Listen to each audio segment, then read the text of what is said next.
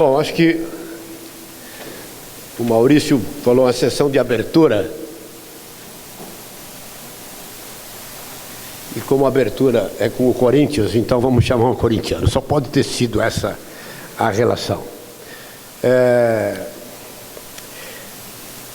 estava lendo tudo que vai ser falado aqui, pelo menos os títulos, e olhando e achei que não podia ser de outra forma.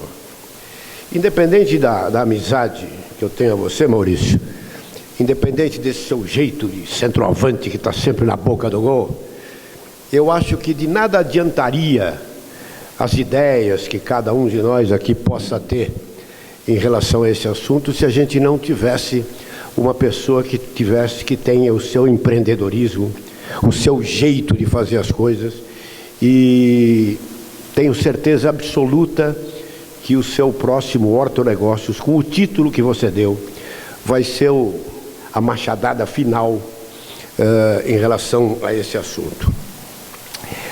Você pergunta no seu folheto se o problema atual é muito mais de gestão ou de inovação. E eu vou te dizer que o problema é dos dois. Eu acho que a inovação tecnológica, embora ela tenha sido fantástica, ela ainda é muito tímida, principalmente aqui no Brasil, e o governo tem uma culpa fantástica em cima disso. E a gestão ainda é uma gestão atravancada, atrasada, meio a passos lentos, porque tem muita gente envolvida em todo o processo, desde o homem que pega o silício titânio lá na mina, até o colega médico que faz a colocação de uma prótese, por exemplo. Porque no meio disso tudo tem muita gente. Fiquei extremamente contente agora em relação a isso que eu ia falar, porque há uma empresa aqui no Brasil que não lida com esse assunto especificamente, chamada Ibramed, né? Nós estamos conversando sobre ela agora, que é uma empresa que fabrica aparelhos de fisioterapia aqui no interior de São Paulo, uma cidadezinha pequenininha, Amparo. Você fala, pô, ali. Mas você vai lá, você fala, não é possível, eu devo estar na Alemanha, devo estar em Nova York. Aí você olha o dono, e ele é meu amigo e me permite falar, você olha o dono da empresa e fala, não é possível que esse sujeito seja o dono disso aqui, né? Simples, caipirão, tranquilo, mas ele é o dono. E agora eu recebo a notícia, através dos meus amigos da Hospitalar, de que ele, do nada, ele abriu uma filial de aparelhos de fisioterapia com tecnologia brasileira em Ibiza. Só um louco podia pensar dar um salto tão grande quanto esse homem deu. Está vendendo mais do que uísque e pinha colada lá em Ibiza. Por quê? Lá vai só as mulheres que têm dinheiro, as mulheres que se preocupam com qualquer ruga na planta do pé, e está ali pronto para fazer com o dinheiro para comprar. Há uma outra grande notícia que estoura no Brasil, vai estourar agora, acredito que até o final do mês de janeiro, que é uma empresa brasileira que vai ser a responsável por uma coisa chamada turismo médico aqui no Brasil.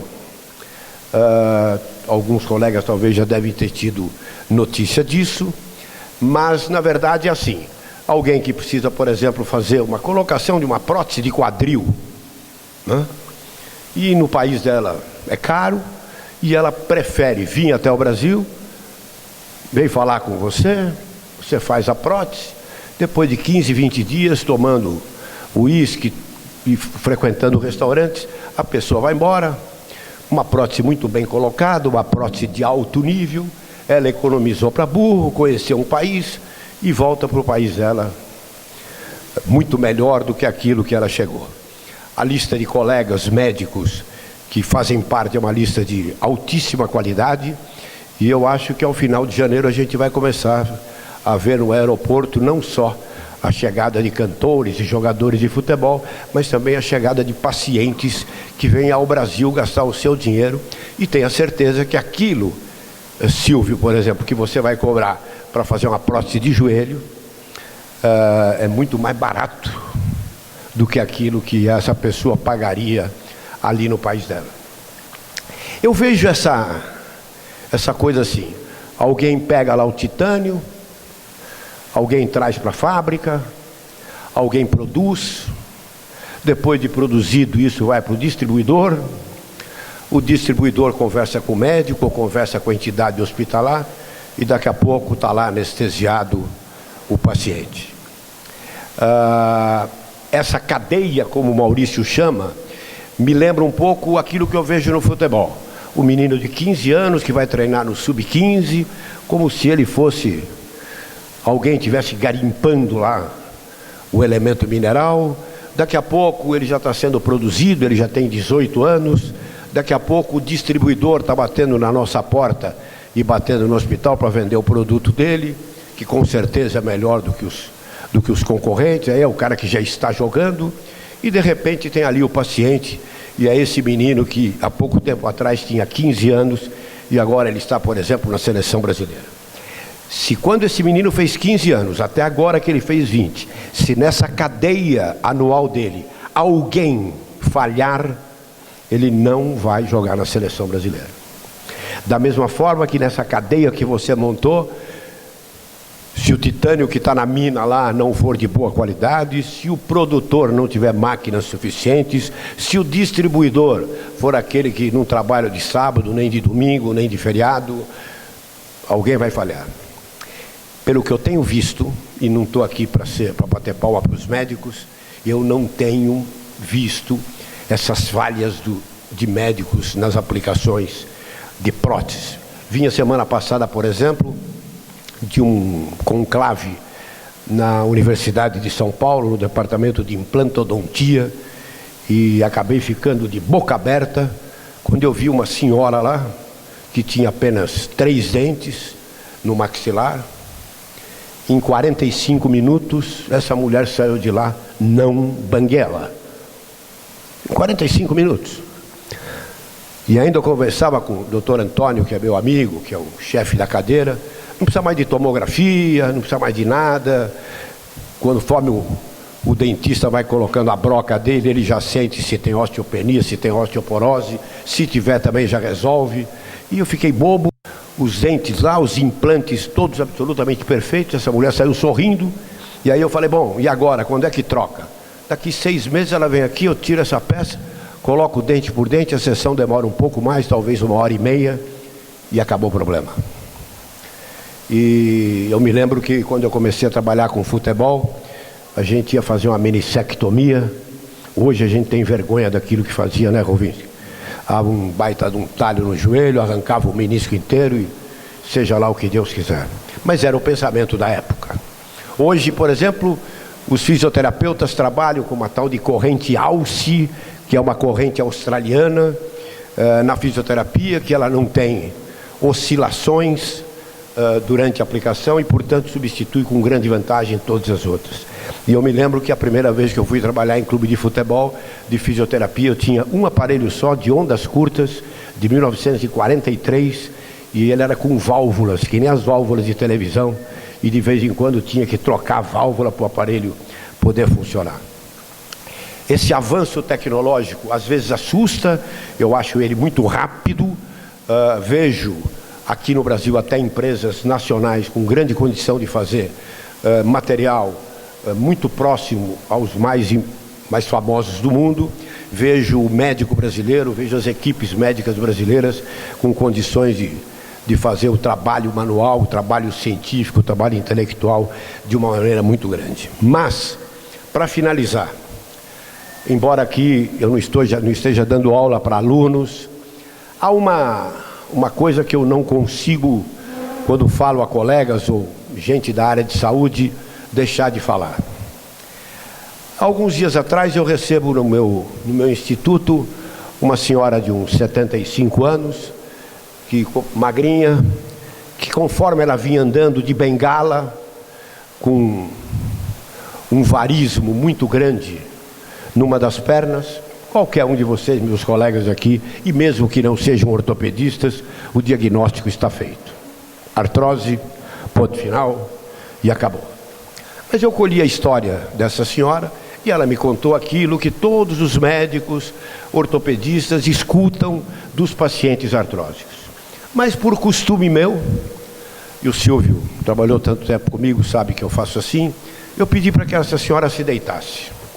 Ela deitou e eu fui lá, estava pensando no Corinthians, porque o exame não ia me revelar nada daquilo que eu já tinha visto. E aí, vira o joelho para cá, vira para lá, dobra, e essa mulher começou a chorar.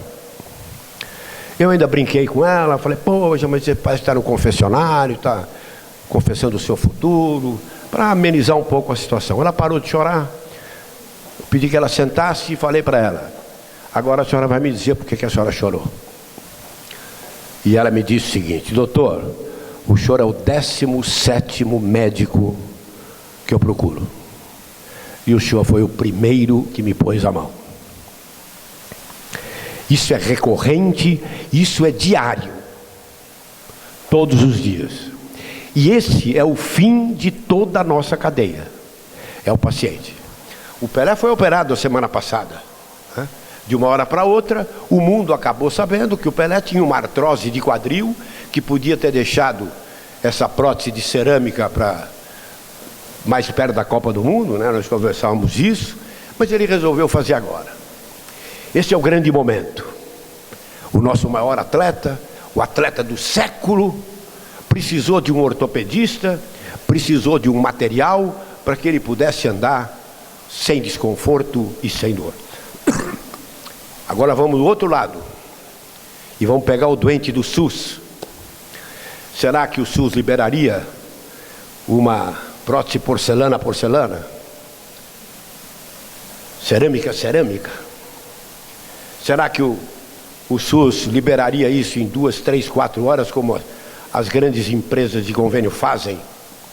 Evidentemente que não. E qual é a diferença entre o Pelé e um senhorzinho de 70 anos que está na fila do SUS há 3, 4 anos? Absolutamente nenhuma. Um se notabilizou porque Deus deu o dom, e o outro trabalhou a vida inteira porque Deus lhe deu o dom só de trabalhar. Quero aproveitar a presença aqui de representante do Ministério da Saúde e de empresas de convênio médico. Se eu for botar no papel o que uma artrose de joelho gasta em termos de tratamento conservador por 10 anos, isso é muito mais dinheiro do que qualquer prótese de joelho, qualquer uma. Só que a gente não está falando assim, eu estou colocando uma coisa para segurar aquela porta. Eu estou pedindo uma coisa para dar uma qualidade de vida melhor a um paciente que eu tenho ali. E esse tem que ser o fim último do pensamento de todo mundo. Vamos ter Copa do Mundo daqui a 2 anos. Isenção fiscal para tijolo, para construção, para lâmpada, para luz, para energia elétrica, para construção de estrada de ferro, para construção de novas pontes, para o metrô.